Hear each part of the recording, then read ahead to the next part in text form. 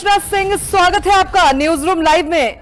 संभल में संग्राम, जी हां, उत्तर प्रदेश के संभल इस वक्त विवाद का सबसे बड़ा एपिक सेंटर बना हुआ है।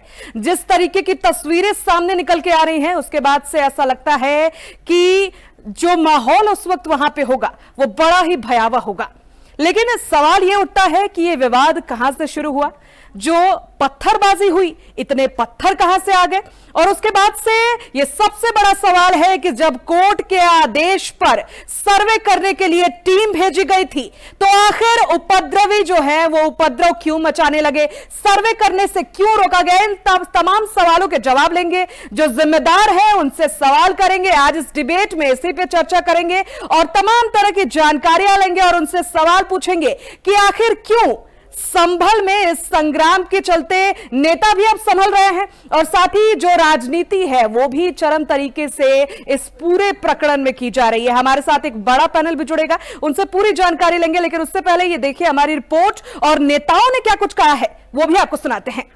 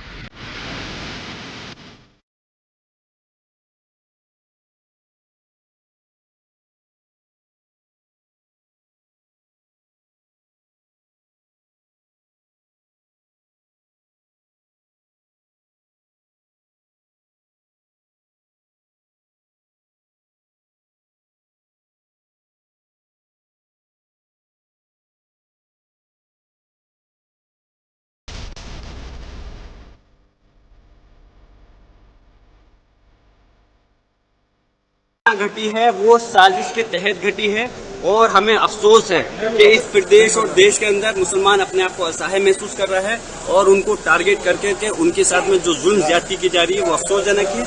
इस प्रदेश और देश में कानून की धज्जियां उड़ाई जा रही हैं। प्लेसेस ऑफ वर्शिप एक्ट जो कि पार्लियामेंट में 1991 में बन गया था, उसके बावजूद उसका पालन नहीं हो रहा और हमें अफसोस है कि पार्लियामेंट ने अभी तक उसके खिलाफ कोई कदम नहीं उठाया। मैं मांग करूंगा, सदन में भी इस मसले को उठाऊंगा और माननीय सर्वोच्च न्यायालय से भी ये अपील करना चाहता हूं कि इसमें संज्ञान ले और जो अधिकारी इसमें संलिप्त हैं, जिन्होंने इस घटना को अंजाम देने में पूरी तरह से हैं, जिन्होंने हमारे नौजवानों की हत्या की है और सरकारी असले के साथ साथ प्राइवेट असलों से गोली चलाई है, उनके खिलाफ हत्या का मुकदमा दर्ज होना चाहिए, उनको सलाखों के पीछे भेजना चाहिए जिससे कि उनको इंसाफ मिल सके, उनके परिवार वालों को, और आने वाले समय के अंदर कोई संविधान के और कानून के साथ खिलवाड़ नहीं कर सके। लेकिन पुलिस कह रही है कि वहाँ पर जो है सो कानून के अनुसार से काम हो रहा था, कोर्ट के आदेश के बाद ही काम हुआ है। मैं पूछना चाह रहा हूँ, कानून के अनुसार अगर काम हो रहा था तो मुझे बताएं कि जब एक सर्वे और विद इन सेम डे जिस दिन ऑर्डर हुआ उसी दिन सर्वे करने के लिए इतनी जल्दी क्या आती?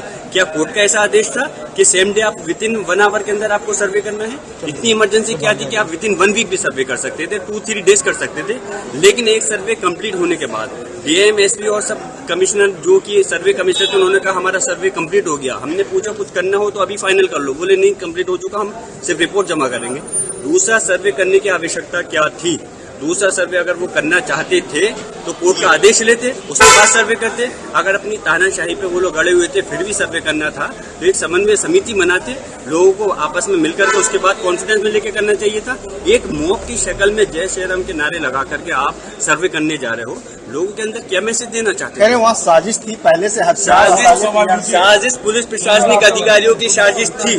उन्होंने प्राइवेट असले लेकर के आए थे, उन्होंने खुद अपने हाथ से गाड़ियों में आग लगाई है और खुद प्राइवेट असलों से फायरिंग कर करके। और मैं चाहता हूं कि इसकी ये न्यायपालिका के आधार पर वहां पर सर्वे चल रहा था। जो भी घटना हुई है वो दुखद है और पूरी घटना की जांच होगी और निष्पक्ष कार्रवाई होगी। देखिए, अच्छा है, उठना चाहिए। संभल का विषय बड़ा विषय है और संभल में 4 लोग जान गए। 4 लोग जान अहमियत रखती है। कोई सब धन्ना सेठ के बेटे नहीं, सब गरीब लोग हैं और जिनकी जान गई। मैं फिर कहूंगा कि हिंसा किसी चीज का हल नहीं है। मैं हिंसा का समर्थन नहीं करता, लेकिन हर हिंसा के पीछे कोई ना कोई रीजन रहता है, कोई कारण रहता है। उस कारण को जानना भी बहुत जरूरी है। और जिस तरह से लगातार कभी किसी धार्मिक स्थल पे कभी किसी धार्मिक स्थल पे बार बार जो है अपना आधिपत्य दिखाने की और उसके साथ जो है उसको अपने हिस्से में लेने की जो कवायद चल रही है, ये देश के लिए अच्छी नहीं है। देश में नफरत फैलाएगी, नुकसान करेगी। आप ये समझिए कि जब वर्शिप एक्ट 1919 है और वो ये कहता है कि 15 अगस्त 47 को जो धार्मिक स्थल जिस स्थिति में था वैसे ही रहेगा, और बाबरी के बाद इसका ये हो भी गया था। तो अब ये नया रोज कभी ज्ञानवापी, कभी बनारस, कभी जो है संभल, ये सब करके जो है, मुझे ऐसा लगता है कि बुनियादी मुद्दों से ध्यान हटाना चाहते हैं। संभल में जो सर्वे था वो न्यायालय के आदेश से उस सर्वे टीम गई थी। अब न्यायालय के आदेश से न्यायपालिका के निर्णय पे अगर कोई कार्य कर रही है कार्यपालिका और उस पर पथराव हो या उस पर व्यवधान हो, किस तरह से ये परिस्थितियां निर्मित हुई है उसकी निश्चित तौर से जांच भी हो रही है। और अगर ऐसे जो लोग हैं जो इस तरह की परिस्थितियां पैदा कर रहे हैं, जो दोषी, उनके खिलाफ कार्रवाई भी होनी चाहिए। दुखद और दुर्भाग्यपूर्ण है, कानून को तोड़ने वाले बख्शे नहीं जाएंगे। घटना दुखद है, दर्दनाक है, हृदय विदारक है। उत्तर प्रदेश सरकार से मांग करता हूं कि अब कोई अग्रिम इस तरह का घटना न हो। हरकतें करी, शहर में हम अपने दरवाजों पे खड़े थे तो उसकी वजह पे इन हवाई फायर करे प्रशासन ने बचाने अपने वो करने के लिए, तो इसकी वजह से ये लपेटे में आ गया। क्या नाम है? कौन? वसीम। क्या करता है वसीम? किसी की दुकान पे नौकरी करता है। तो हुआ क्या था? आप लोग बस जामा मस्जिद पे वो चल रहा था सर्वे, लोगों ने अफवाहें उड़ा दी बाहर के गांव वालों ने आके, यहाँ पर ऐसे होने वाला है, ऐसे होने वाला है। इसकी बिना पे हम ये हो गया, ये बाहर खड़े थे अपने गलियों के मोड़ पे हम खड़े थे। हमारी गली से ज्यादा दूरी फासला नहीं है मस्जिद का, इतनी दूरी है, बस 2 गलियों का फासला है। जब भीड़ आती है तो और लोग और जगह भर भर के चली गई। भीड़ कहाँ की पता है? अब ये कोई नहीं बताता। हमारे तो 70 तो हुआ है। अब संभल में बेगम सरा है, नूरिया सरा है, सेब का सरा है, सभी सरा है। हम तो कोर्ट के रहने वाले, हम तो सब घरों में थे, हमें तो ये भी नहीं मालूम क्या हो रहा है। जी। वसीम होटल पे काम करता था, मजदूरी।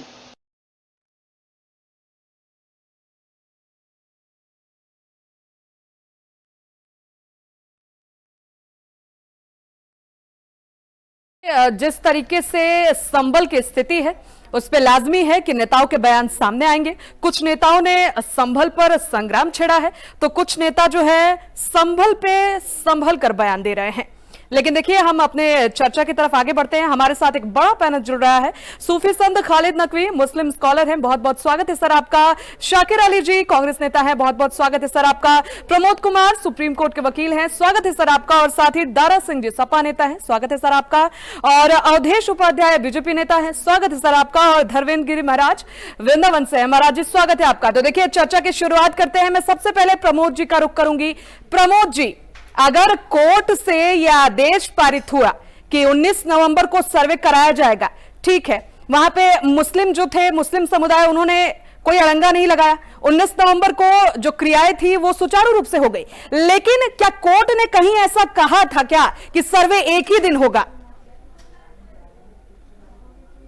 बता दूं कि इसमें जो सिविल जज सीनियर डिवीजन जो थे जी चंदौसी के, जी उन्होंने ये ऑर्डर दिया था और अपॉइंट किया था वहां के सीनियर एडवोकेट जी मिस्टर रमेश राघव जी थे उनको सर्वे करने के लिए जी। उसमें किसी तरह केवल ये था कि वहां जो जामा मस्जिद है और जिसमें विवाद चल रहा है कि वो पहले हरिहर मंदिर था जी और उसको बीच में तोड़ करके जो मुगल जो आक्रांता था उसको तोड़ करके वो किया था, जिस तरह से बाबरी मस्जिद को या कृष्ण जन्माष्टमी को या जन्मभूमि को या अयोध्या में इसमें किया गया है कई जगहों में, तो उस तरह से वहां पे भी जो ये घटना हुआ था संभल को, इसके लिए वहां पर बहुत ही पुख्ता एविडेंस था, साक्ष्य था, जिसके लिए कोर्ट ने अपॉइंट किया था राघव साहब को कि आप वहां सर्वे कीजिए और वस्तु स्थिति के बारे में आप पता करके बताइए कि क्या है। और इस सारे रिपोर्ट को 29 नवंबर को कोर्ट के सामने प्रस्तुत करना था जी। लेकिन उसमें कहीं कोई ऐसा नहीं रहता है। यदि आप एडवोकेट कमिश्नर को करते हैं और जिस दिन से करते हैं, जिस समय से करते हैं, उसी समय से अप्लीकेबल हो जाता है। इसमें ये कोई जरूरी नहीं है कि या तो स्पेसिफिक हो उस ऑर्डर में कि आपको फलाने दिन 1 घंटा करना है, 2 घंटा। देखिए प्रमोद जी प्रमोद जी मैं समझ रही हूँ आपकी बात, लेकिन ये जानकारी तो मुस्लिम पक्ष को भी दी गई होगी ना लिखित में कोर्ट में कि सर्वे जो है 29 नवंबर तक चलेगा। बिल्कुल बिल्कुल। तो देखिए इसमें तो एक तरफ देखिए कहते हैं कि हम कॉन्स्टिट्यूशन का, भारत का संविधान को पालन करते हैं जी। और जो कोर्ट का ऑर्डर हुआ है ये तो भारत के संविधान के तहत ही है। ऐसा तो नहीं है कि कोई इलीगल हुआ है या गैर कानूनी ढंग से हुआ है। ठीक है। दूसरी चीज है कि यदि पहला दिन तो 19 तारीख को बिल्कुल जो है क्लियर रूप से हुआ है, ठीक है, शांतिपूर्ण हुआ है, तो उनको क्या ऑब्जेक्शन है यदि दूसरे दिन भी वो ठीक है सवाल ले लेते हैं ना। हाँ इसी पे सवाल ले लेते हैं। ठीक है प्रमोद जी सवाल ले लेते हैं। आपने बिल्कुल सही बात बोली है कि अगर कोर्ट ने आदेश दिया था कि सर्वे कराना है तो कोर्ट ने स्पेसिफिकली ये बोला तो नहीं था ना कि सर्वे कितने दिन तक चलेगा। अगर कोर्ट ने ये भी लिख के दिया होता तो समझ आता, लेकिन कोर्ट ने एक बार आदेश दे दिया, चूंकि वीडियोग्राफी फोटोग्राफी के भी आदेश दिए गए थे कि वहां जाने के बाद जो भी साक्ष्य मिलते हैं उसके लिए कहा गया। दारा सिंह जी आपके पार्टी के जो नेता हैं उनका बयान ये निकल के सामने आ रहा है कि कहीं ना कहीं ये पुलिस प्रशासन, देखिए ये पुलिस पे, सुरक्षा बलों पे ही उल्टा निशाना साध रहे हैं कि पुलिस प्रशासन को ये पता था कि रविवार को सर्वे होने वाला है तो भारी संख्या में पुलिस बल तैनात किए गए और उसके बाद से ये पत्थरबाजी और आगजनी की गई। देखिए ये पत्थर कहां से आ गए दारा सिंह जी? इतने पत्थर 2 घंटे के अंदर कैसे इकट्ठा हो जाएंगे? और अगर प्रशासन बीच बचाव के लिए रोक रहा है तो प्रशासन कहां से गलत हो गया? तो आप सभी को नमस्कार जी दारा सिंह जी बोलिए। नमस्कार सभी को। देखिए बात साफ है। आवाज आ रही है? हेलो जी आ रही है, बोलिए। तो देखिए सबसे पहले क्या है कि एक आदेश होता है न्यायालय महोदय द्वारा, उसको कोई भी खंडन नहीं कर सकता है जी। और जैसे कि भारतीय जनता पार्टी कहती है कि हम के सभी आदेशों को मानते हैं, ठीक है मानिए आप। सर्वे पहला सर्वे जो होता है एकदम शांतिपूर्ण होता है। दूसरा आपने खुद कहा कि पुलिस बल दिन लग गई।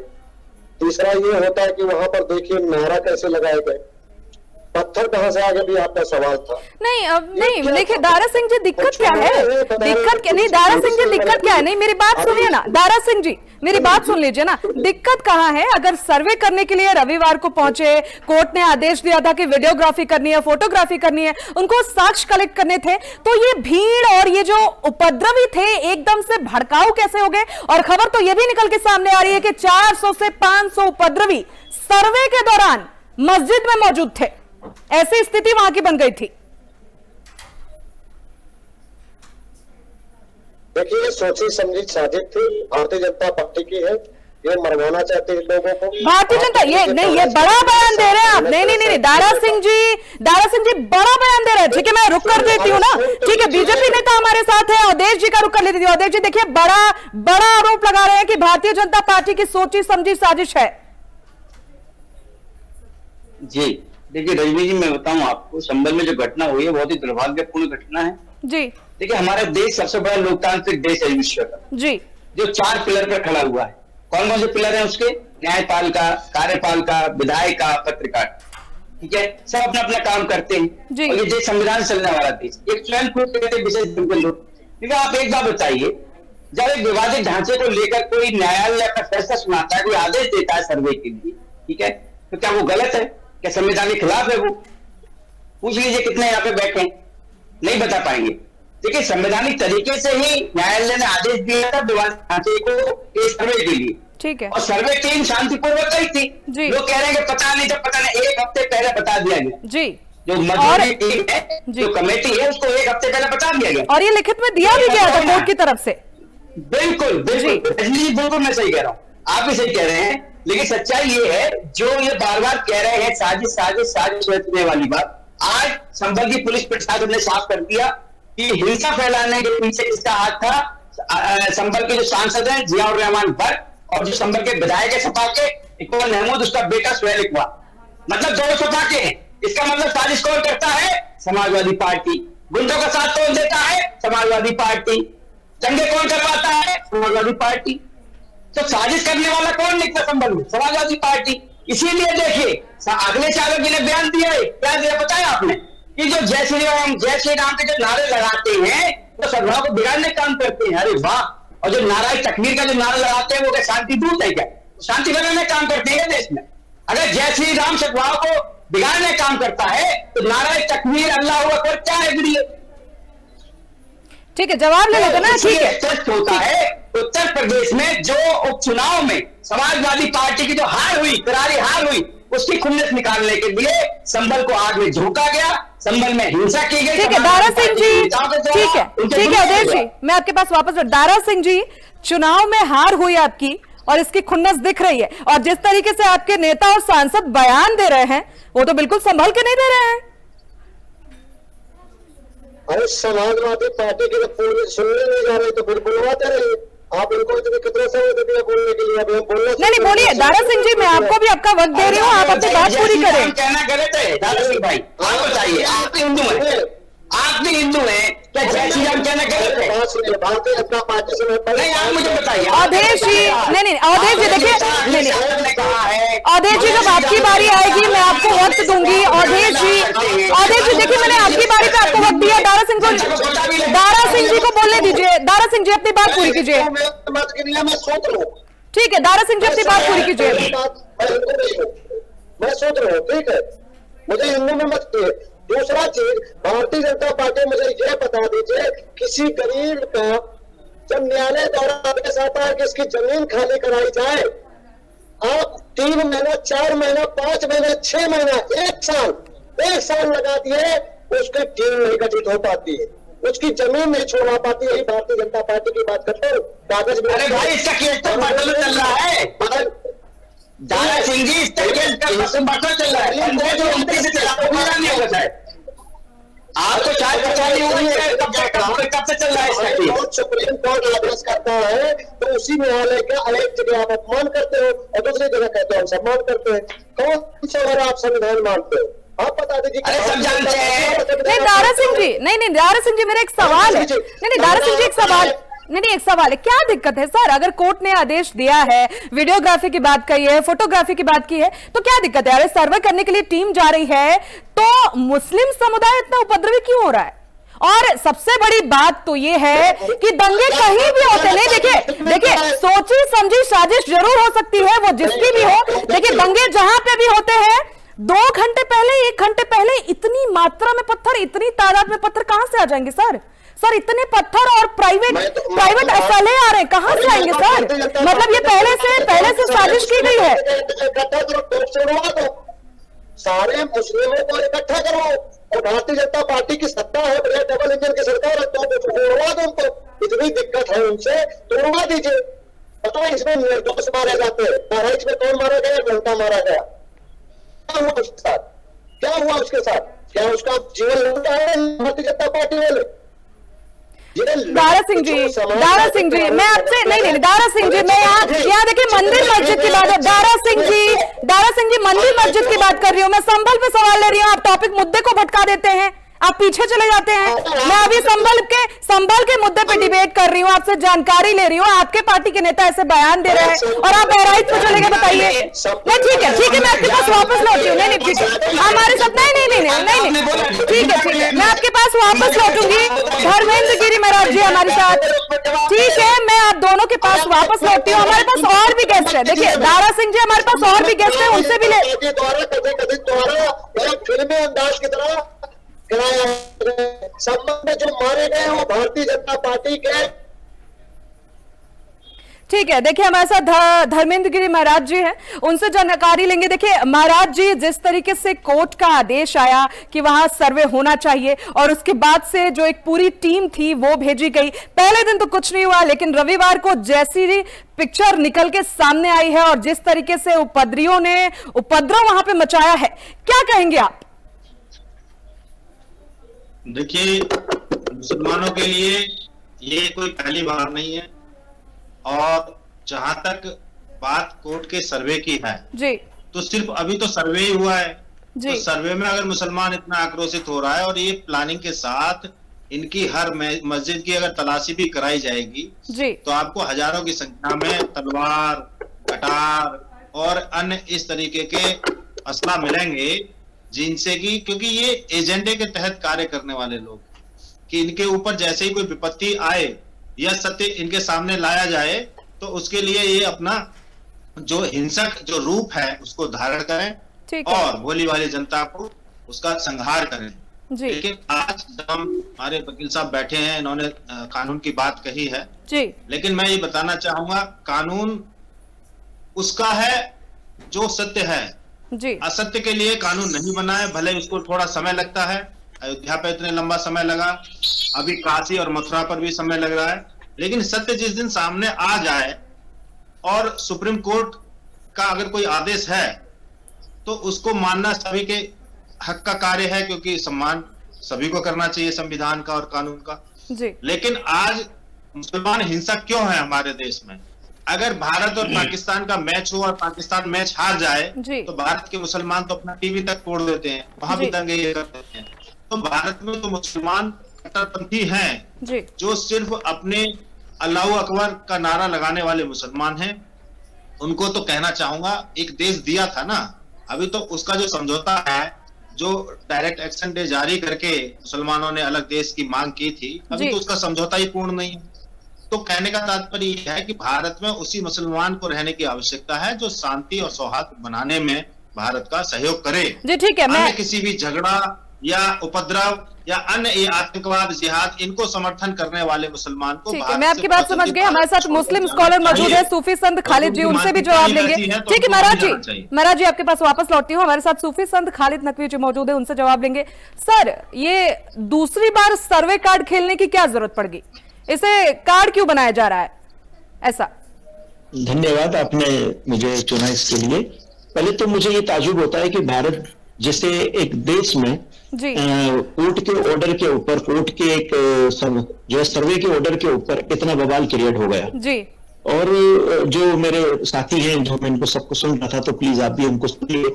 महाराज जी का कहना है कि हर मस्जिद दंगे के लिए इस्तेमाल की जाती है, तो ये आप शायद नहीं सही कह रहे, क्योंकि किसी मस्जिद के अंदर पत्थर या किसी भी मस्जिद के अंदर तलवार नहीं होती, इसकी जिम्मेदारी मैं लेता हूँ। मैं खुद एक सूफी संत हूँ। आइए आप, हाँ, अगर हो सकता है मैं धार्मिक चर्चाओं पर नहीं, पर मैं इतना कह सकता हूं कि अगर ये भारत जैसे देश में कोर्ट के एक सर्वे के ऑर्डर के ऊपर हुआ है, तो सबसे बड़ी बात यह है कि इसके ऊपर एक इंक्वायरी होनी चाहिए कि 19 तारीख को जब कोर्ट का ऑर्डर आता है, सर्वे होता है, तो ये नहीं होता, और 20 तारीख को नबी दिन इतने लोग जमा हो जाते हैं। जब तक जमा हुए, इतनी पब्लिक जमा हुई, वहां तक प्रशासन ने क्या किया और ये जमा होने के पीछे कौन लोग थे, जल्दी किसने किया? देखिए, प्रशासन जब कोई सर्वे करता है तो उसको हर तरीके से इसके रिपोर्ट होते हैं। प्रशासन आईबी रिपोर्ट लेता है, प्रशासन अदर लोकल डिपार्टमेंट से रिपोर्ट लेता है, उसके बाद आगे की कार्रवाई होती है। तो इतने जब आप लोगों की न्यूज में ही मैं देख रहा हूं कि वहां 1000 लोग जमा हो जाते हैं और उसके बाद जो पथराव होता है, तो पथराव आ जाना, पत्थर आना या हथियार आ जाना या जो भी है तलवार आना, उसके बाद फायरिंग होना, और फायरिंग के अंदर जो लोग मारे गए, पुलिस प्रशासन का ऐसा कहना है कि ये पुलिस की गोली से नहीं, तो फिर प्राइवेट फायरिंग हुई थी क्या? वहां प्राइवेट फायरिंग हुई थी। देखिए, कमिश्नर ने तो क्लियर कर दिया ना कि पुलिस प्रशासन के असैले से गोली नहीं लगी है, प्राइवेट गोली है। हाँ, यही बात तो यही तो हम कहना चाहते हैं कि फिर प्राइवेट फायरिंग हुई तो ये तो सबसे बड़ी जो है इंक्वायरी का मुद्दा बन गया। नहीं तो सर देखिए, यही तो सबसे बड़ा सवाल है। नहीं सर देखिए, ये सबसे बड़ा सवाल हो जाता है कि 2 घंटे के अंदर सर्वे की टीम गई है और उसके बाद से 500 से 600 की जो भीड़ है वो इकट्ठा होती है और इतनी तादाद में पत्थर आ जाते हैं और भीड़ एकदम से उग्र हो जाती है। और सर्वे के दौरान देखिए, सर्वे के दौरान किसी को अंदर जाने की अनुमति नहीं है, जो टीम है वही रहेगी, लेकिन 400 से 500 लोग सर्वे के दौरान अंदर जाने की कोशिश करते हैं। हाँ, तो इन्हें अंदर आने क्यों दिया? प्रशासन उसी वक्त मुस्तैद रहती, अंदर आने ही नहीं देना चाहिए। पब्लिकली अंदर जब सर्वे हो रहा है और एक कोर्ट के ऑर्डर से सर्वे हो रहा है तो वहां पब्लिक को अलाउ ही क्यों किया? और इसके वहां पहला एक बंदोबस्त इस तरीके से पुलिस को, प्रशासन को वहां कर रखना था कि इस तरह की लोकल पब्लिक जमा ना होती। और देखिए, भीड़ जमा होना ये कैसा है कि जब कोई हवा फैलती है और जब कोई ऐसा विवादित मुद्दा उठता है तो लोग, आज सोशल मीडिया का जमाना है, सोशल वर्किंग लोग करते रहते हैं, तो ये एक हवा बन गई और लोग जमा हो गए। देखिए, जो मरने वाले हैं, अब आप कहीं भी देखेंगे तो वो इसको हम जातियों में ना बांटे, आज मरने वाले को हिंदू या मुस्लिम में ना देखें। नहीं देखिए सर, उनको जो पहले से पता था, नहीं उनको जो पहले से पता था कि सर्वे की टीम आ रही है और वहां पे भीड़ जमा थी, तो उसमें ऑब्जेक्शन लगाने की क्या जरूरत थी? जब एक दिन पहले भी सर्वे की टीम आई, सर्वे करके गई, तो फिर रविवार को ये उपद्रव करने की क्या जरूरत थी? ऐसा तो है नहीं कि दूसरे पक्ष को ये पता नहीं होगा ना। कोर्ट सर्वे करी है, अगर कोर्ट का ऑर्डर है तो किसी को भी इसमें जो है दखलंदाजी करने की जरूरत नहीं है।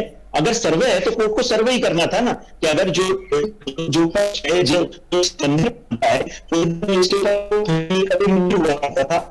सर्वे करने की वजह यही कहा जाए चिंता ढूंढना। ठीक है, हमारे साथ ठीक है नकवी जी, मैं आपके पास वापस लौटेंगे। हमारे साथ कांग्रेस नेता शाकिर अली जी भी मौजूद है, उनसे भी जानकारी लेंगे। हमारे साथ शाकिर अली जी हैं, उनसे जानकारी लेंगे। शाकिर अली जी, देखिए जिस तरीके से नेताओं की तरफ से बयानबाजी आ रही है और उसके बाद से इस पर भी राजनीति हो रही है कि कोर्ट ने जो आदेश दिए, पहले दिन तो सर्वे हो गया लेकिन दूसरे दिन सर्वे क्यों हुआ, इस पर एक जो भीड़ है, जो एक उन्माद है, ये इस तरीके से उग्र हो जाता है कि वो पत्थर फेंकने पे आमदा हो जाता है। ठीक है, तो क्या लगता है आपको, कितना सही है इसमें प्रशासन को घेरना, प्रशासन को जिम्मेदार ठहराना? क्योंकि प्रशासन तो अपना काम कर ही रहा है ना सर। जी शाकिर अली जी। जी मैं काफी देर से बैठ के सुन रहा हूँ यहाँ पे जी। इतने देर मांगा किया है, पता नहीं अभी अदृश्य हो गए। जो तलवार और भालू की बात कर रहे थे, हाथ में त्रिशूल लेके बैठे थे। तो मैं सबसे पहले तो बताऊं कि बेशर्मी की हद पार हो गई है।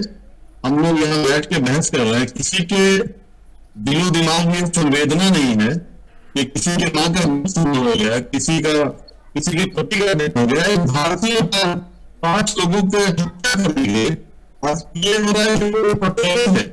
4 दिन पहले जब विधायक जीते तो वो मुसलमान इंसान थे, आज ये उपद्रवी हो गए।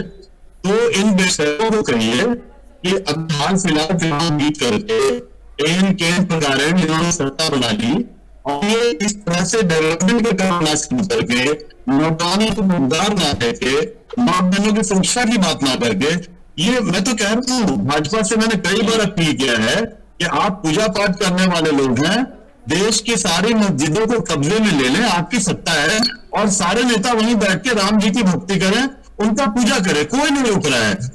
ये अभी महाराज जी कहाँ अदृश्य हो गए? नहीं महाराज जी है, नहीं है महाराज जी हमारे साथ जुड़े हैं, उनसे भी जानकारी लेंगे। पहुंच रही हो? नहीं, मुझे कहने दे तो मैं बता दूं कि जिस तरह जय श्री राम को कहने से कोई रोकता नहीं है, वो हमारे हीरो हैं, जय श्री राम आदर्श है सबके।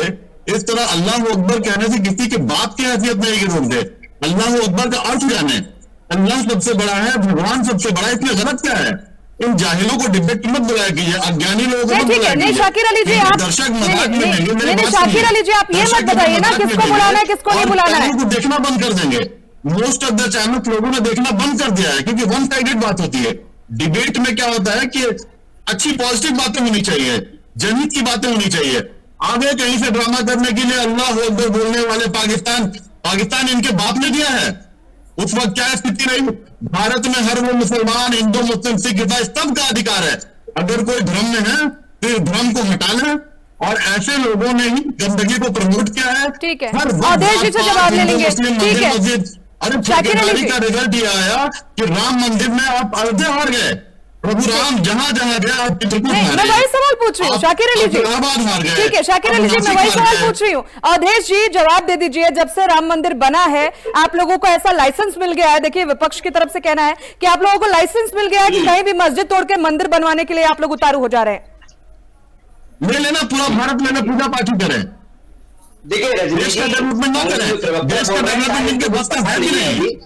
ये तो बात कर रहे हैं हारने की। 7 राज्यों में कांग्रेस का सूपा साफ हो गया था लोकसभा में। अपना पूर्व काम की बात पे आइए, आप क्या दूसरा बात करेंगे? आपको तो जमीन भी हुआ है, ज्ञान नहीं है, साइलेंट ज्ञान सबको मत देना। आप टीचर ना बने, आप ज्ञान दीजिए अपने प्रधानमंत्री को, जिसके पास सर्टिफिकेट नहीं है एजुकेशन का। आप एजुकेशन की बात करते हैं, जो बच्चों को खर्चा नहीं करते हैं, नौकरी नहीं देते, ये नौकरी की बात करते हैं।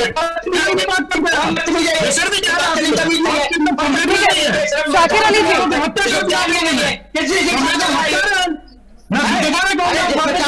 शाकिर अली जी, शाकिर अली जी सुन लीजिए ना मेरी बात। शाकिर अली जी, शाकिर अली जी उनको अपनी बात पूरी कर लेने दीजिए।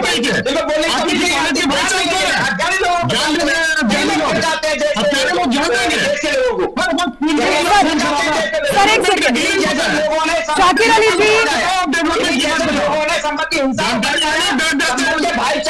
ठीक है शाकिर अली जी, शाकिर अली जी आप उनको बात पूरी कर लेने दीजिए।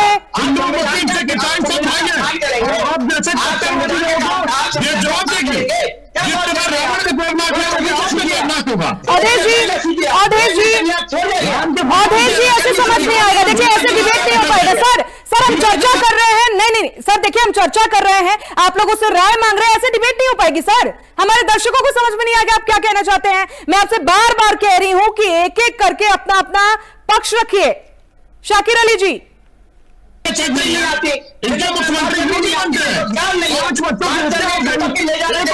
शाकिर अली जी को म्यूट कर दीजिए। ठीक है शाकिर अली जी, शाकिर अली जी को म्यूट कर दीजिए। शाकिर अली जी को म्यूट कर दीजिए। ठीक है अवधेश जी अपनी बात पूरी करिए। देखिए रजनी जी मैं कह रहा हूँ संभल में जो घटना हुई दुर्भाग्यपूर्ण है, और लेकिन जैसे शाकिर अली जैसे वो भड़काने काम करते हैं, इन्हें ये दिख रहा है कि जो लोगों की हत्या हुई वो गलत है, लेकिन जो पुलिस प्रशासन के अधिकारियों को घायल किया गया वो सही है क्या? अरे पुलिस प्रशासन प्रेशर में काम कर रहा है, पुलिस प्रशासन को किया गया, यही वो सरकार है, यही वो सरकार है जो पुलिस पे हर गलत काम से मारना चाहती है, पुलिस को अपना कठपुतली बनाना चाहती है। अगर हत्या कराते हो ज्ञान ना दे मुझे। ठीक है शाकिर अली जी, ठीक है शाकिर अली जी आप अपनी बात पूरी कर लीजिए। आप जान दोगे मुझे अवधेश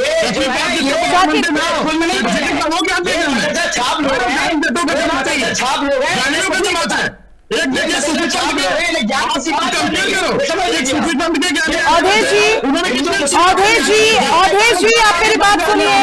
अवधेश जी आप मेरी बात सुनिए, आप मेरी बात सुनिए। आपने बात पूरी कर ली। शाकिर अली जी मैं आपको मौका दे रही हूं, अपनी बात पूरी करिए, लेकिन मैं यही कहना चाहूंगी दर्शकों को ऐसे समझ में नहीं आएगा। आप दोनों लोग अपनी अपनी बात रख रहे हैं, अपने अपनी पारी में रखिए ना सर, मैं टाइम तो दे रही हूं ना आप दोनों को बराबर। शाकिर अली जी अपनी बात पूरी कीजिए। समझ चुका है, देश समझ चुका है, आपकी हड्डियां समझ चुका है। आप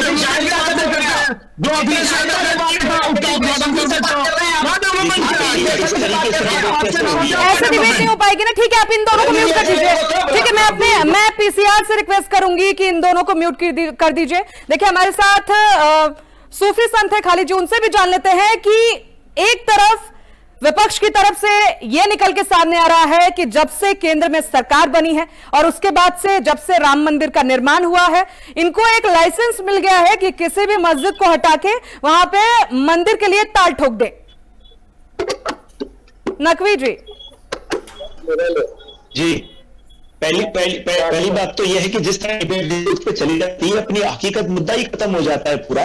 देखिए सबसे बात पहले तो ये कि आज जो 4-5 बच्चे जिनकी हत्या हो गई है, ये कितना दुर्भाग्य की बड़ी बात है कि गरीबों के बच्चे होंगे, किसी के बाप, किसी के बेटे, किसी के भाई होंगे, उनकी वेदनाओं को भी हम महसूस करें। ताकि राजनीति हिंदू मुसलमान पे भी चर्चा क्यों कर रहे हैं? ये पहली बात तो है कि इतना बड़ा विवाद हो कैसे गया? जी। इतना बड़ा विवाद हो कैसे जाता है? एक सर्वे को लेकर इतने बड़ी बात हो गई, सर्वे कराना था, वहां 1000-2000 लोग, 1000 आदमी जमा हो जाता है, फिर पत्थर, हथियार, नकवी जी, मैं नकवी जी यही समझाने की कोशिश कर रही हूँ कि आखिर कहीं ना कहीं तो साजिश हुई है ना। अगर पत्थर आए और इतने सारे लोग आ जाते हैं जी, ये साजिश की बड़े जो है बड़े पाए पे इंक्वायरी होनी चाहिए कि आखिर इसके पीछे है कौन। और ये हर बार का मसला है कि जब भी कोई छोटी सी बात पे अगर सर्वे की बात हो, कोई धार्मिक प्रोग्राम हो, सड़क पे कोई प्रोग्राम हो रहा है तो वहां कोई पत्थरबाजी हो जाती है, कहीं कोई मस्जिद के सर्वे पे पत्थरबाजी हो जाती है। तो इनके पीछे आखिर है कौन? ये कौन सी ताकतें हैं जो देश में इस किस्म की अराजकता फैलाना चाह रही है जी। और देश के अंदर इतना खराब माहौल खराब कि आज लोगों का विश्वास कम हो रहा है। आप देखिए, मुसलमान पर बात नहीं करना चाहते, हिंदू और मुसलमान के बीच में जो एक दाना हमने टूट रहा है हमारा, आखिर ये कौन करना चाह रहा है? ये तो मेरे देश को नुकसान हो रहा है, ये तो अखंडता को नुकसान हो रहा है। ये बातों से तो हमें सबसे पहले अपने घर को देखना होगा। मंदिर और मस्जिद को एक जगह रखते हैं। पहली बात हमारे भारत को देखे, हमारे भारत को देखे। अगर ये ऐसे मसले खड़े हुए तो भारत जैसा ये इतना महान देश, इतना महान जो संत सूफियों का देश है, ये अल्लाह का देश है, ये बड़े बड़े महात्माओं का देश है। वहाँ ये नकवी जी आपके पास मैं वापस लौटूंगी। ठीक है नकवी जी, मैं आपके पास वापस लौटती हूँ। दारा सिंह जी, लोग हिंदू मुसलमान कर रहे हैं। दारा सिंह जी कुछ कहना चाहते हैं, उनसे जवाब ले लेते हैं। दारा जी बोलिए। देखिए, अभी कुछ दिन पहले, मतलब कुछ महीने पहले उत्तर प्रदेश के मुख्यमंत्री जी को अयोध्या को उड़ाने की धमकी दी गई थी जी। भारतीय जनता पार्टी के आईटी से वो मुस्लिम बताया। जब पुलिस का जब नोट प्रेस आया तो उसमें दोनों लोग मिश्रा निकले, जो मुख्यमंत्री जी को धमकी और अयोध्या को उड़ाने के कहा। तो भारतीय जनता पार्टी की जो आईटी सेल है वो सिर्फ नफरत फैलाते, झूठ फैलाते। अभी प्रवक्ता साहब भारतीय जनता पार्टी के कह रहे थे कि मतलब बदतमीज शब्द का प्रयोग कर रहे थे। अच्छी बात है, सरकार तुम्हारी है, धमकी दे सकते हो, गोली से मरवा सकते हो, हाथ दबवा सकते हो, मुकदमा कर सकते हो, कुछ भी कर सकते हो। डबल इंजन की सरकार है, आप कुछ भी करिए, तो चलवा दीजिए हमारे ऊपर।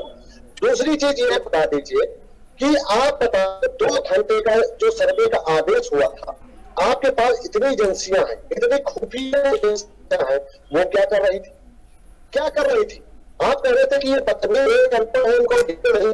अरे आप सरकार में है, आपके पास एक से एक भयानक अच्छी खुफिया एजेंसियां होनी चाहिए एक समय। वो क्या कर रही थी? क्या वो फ्री की तनख्वाह ले रही? आपको ज्ञान ही नहीं आगे का कि कौन कौन सी एजेंसियां हमारे पास है? LIU है आपके पास, कई एजेंसियां हैं, उनका क्या कर रहे हो आप लोग? तो कहीं ना कहीं भारतीय जनता पार्टी फेल हुई है, निर्दोषों की जान ले रही है। ये खून उत्तर प्रदेश में खून की होली खेलना चाह रही है। पर देखिए सब समीकरण सारे पोल सारे उनके खुल गए हैं उत्तर प्रदेश में, सारी सच्चाई सामने आ गई कि अडानी का एक केस उजागर होना था। ठीक है, नहीं देखिए अडानी का मुद्दा नहीं है दारा सिंह जी, ठीक है, मेरे पास वक्त की कमी है, मैं एक एक कमेंट लूंगी सबसे। ठीक है, सुनिए, उसी से है, आप मानेंगे नहीं, पूरा देश जानता है, आपको मानना पड़ेगा, और नहीं मानोगे तो भाई ठीक है।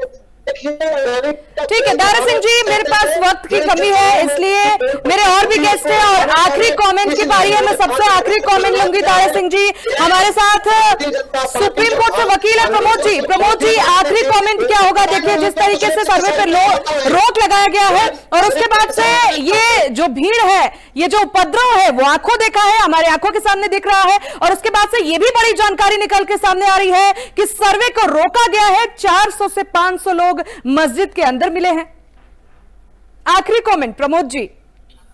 जी देखिएगा कि ये संभल में आज ही वारदात नहीं हुआ है जी। ये 2014 में उसके बाद में 2018 में भी हुआ, 2022 में आपको अक्टूबर में भी हुआ है, अगस्त में भी हुआ है और 2024 में हुआ है। आप ये देखिए पूरा प्लान वे में यदि आप देखिएगा जो पत्थरों का और जो ईंटों का अंबार पड़ा हुआ है वहां पे, और जिस तरह से इतने पुलिस बल को जो है वहां पे चोटिल किया गया है, उनपे जो है बिल्कुल जानबूझ करके आक्रमण किया गया है, तो जाहिर सी है कि ये प्लानिंग में है।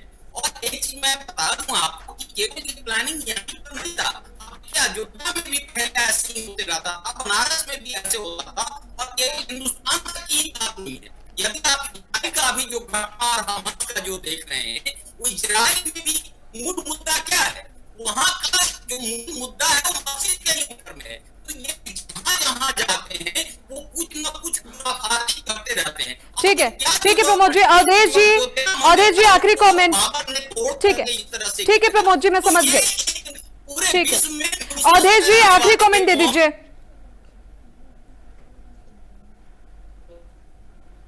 देखिए रजनी जी, मैं तो यही कहूंगा हिंसा हुई है उसका जिम्मेदार कोई और नहीं है, समाजवादी पार्टी है। क्योंकि आज पुलिस प्रशासन ने बिल्कुल स्पष्ट कर दिया कि जो भड़काने वाले कौन थे, समाजवादी पार्टी के जो सांसद है संभल के जिया रहमान पर, जो समाजवादी पार्टी दोनों भड़काने वाले हैं और संभल में जो हाथ भी है उसकी खुल्लत संभल में दिखाई गई है, हो चुका है बहुत अच्छी तरह से। लेकिन ये देश में बता दूं संविधान रहने वाला है, संवैधानिक तरीके से ही चलेगा, किसी के धर्म के किसी विशेष धर्म के हिसाब से ये देश चलने वाला नहीं है, ये देश संविधान के हिसाब से ही चलेगा, संवैधानिक तरीके से ही है। ठीक है धर्मेंद्र गिरीश महाराज, ठीक है मैं समझ गई आप दोनों की बात। ठीक है मैं आप दोनों की बात समझ गई, ऐसे नहीं हो पाएगा। देखिए आप दोनों बीच में बोल रहे हैं, मैं आखिरी कमेंट ले रही हूँ, अपनी अपनी बात पूरी करनी है सर। ठीक है महाराज जी हमारे साथ है, महाराज जी आखिरी कमेंट। जी देखिए, ये वास्तव में भारत के अंदर जिस प्रकार उपद्रवियों का एक गढ़ बन चुका है जी, इसके लिए किसी भी प्रकार का कोई कानून प्रभावशाली नहीं है। ये उपद्रव करेंगे, इनको सत्य स्वीकार करने में दिक्कत हो रही है। अभी तो ये देख लीजिए कि सिर्फ 1-2 जगह का ही वाकया सामने आया है। अभी मथुरा काशी, इसके बाद जो 4 से 5 हजार और ऐसे स्थान है जो औरंगजेब ने वहां पर मंदिरों को तोड़वाकर मस्जिदें बनाई गई हैं, उनको चिन्हित कर लिया गया है उस पर एकजुटता के साथ। जैसे हमारा सनातन बोर्ड बनाने का भी एक ही अर्थ है कि उन पर एक साथ वहां सुप्रीम कोर्ट में रिट दायर की जाए और सभी न्यायालयों को निर्देशित किया जाए जहां स्थान में। तो अब हम बहुत लंबा उस पर नहीं जाने वाले हैं, अगले 1 से 1.5 साल के अंदर सभी स्थानों की सूची तैयार करके ठीक है महाराज जी मैं समझ गई। शाकिर अली जी आखिरी कमेंट। और सभी जिला अदालतों को निर्देशित कराया जाएगा कि हाँ अब उन पर सर्वे हो और एक साथ सच सभी के सामने आए, जनता उस सच को स्वीकार कर ले। ठीक है शाकिर अली जी, मीठा होगा वो मीठा होगा। शाकिर अली जी आखिरी कमेंट दे दीजिए। महाराज जी समझ गए हम, शाकिर अली जी आखिरी कमेंट दे दीजिए।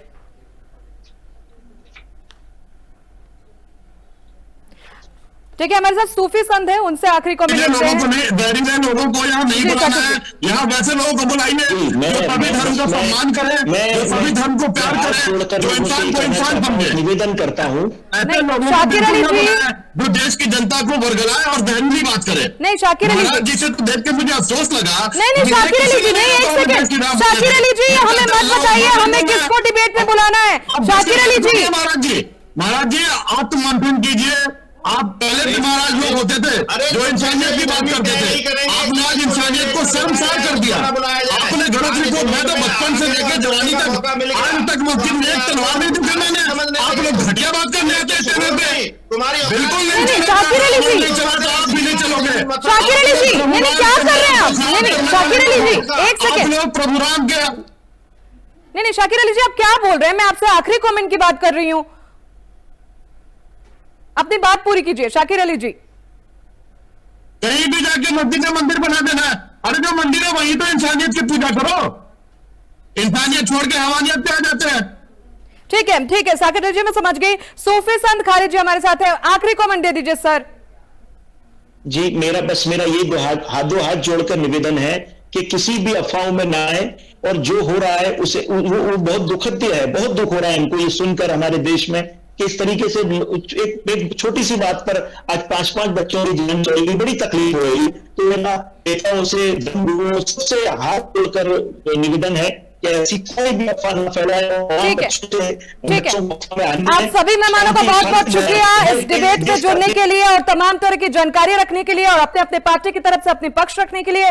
तो देखिए संभल में जिस तरीके का महासंग्राम चल रहा है वो आंखों देखा है। आगजनी हुई, पुलिस की गाड़ियां जलाई गई और उसके बाद से सबसे बड़ा सवाल ये उठ रहा है कि जब कोर्ट ने आदेश दिया था कि सर्वे कराया जाएगा, 19 नवंबर को सर्वे किया गया, तब कोई उपद्रवी आगे निकल के नहीं आए। लेकिन जब रविवार को सर्वे के लिए टीम पहुंची तो तमाम तरह के उपद्रवी और पत्थरों का अंबार जो है वो सामने दिखा और उसके बाद फायरिंग भी की गई। तमाम तरह की जानकारियां निकल के सामने आई है। 4 लोगों की मौत भी हो गई है और 30 से 40 लोग घायल बताए जा रहे हैं। तो देखिए जैसे जैसे संभल पे तमाम तरह की अपडेट आएगी हम आपको बताते रहेंगे और पूरी जानकारी हम आपको देंगे। फिलहाल के लिए नमस्कार।